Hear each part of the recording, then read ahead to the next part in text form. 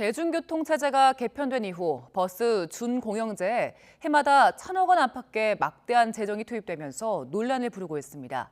이에 따라 제주도가 개선 방안에 대한 용역을 진행하고 있는데 최근 중간 보고회를 통해 여러 문제점을 확인했습니다.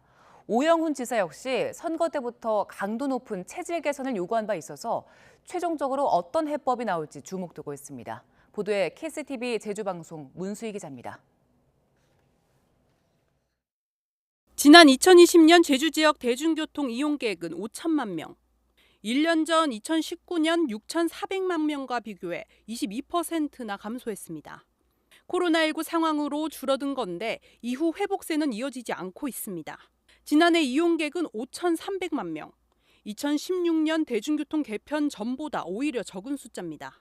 반면 버스업체에 지원되는 보조금은 계속 늘어 지난해 1,000억 원을 넘어섰습니다. 비효율적인 노선 운영도 논란입니다.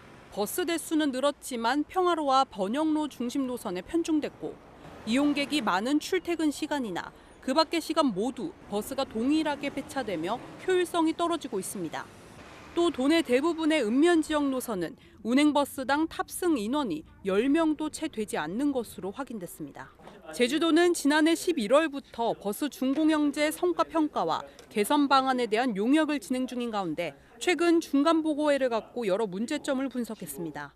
빠르면 다음 달 최종 보고회를 갖고 현재 제기되고 있는 문제점에 대한 개선안을 마련한다는 계획입니다.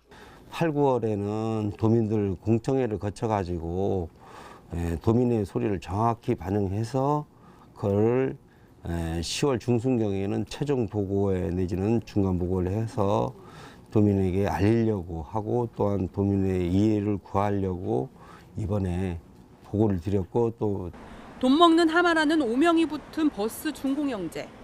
오영훈 지사 역시 선거 때부터 강도 높은 체질 개선을 강조한 바 있어 이번 용역을 통해 대대적인 손질이 이루어질지 주목되고 있습니다. KCTV 뉴스 문수희입니다.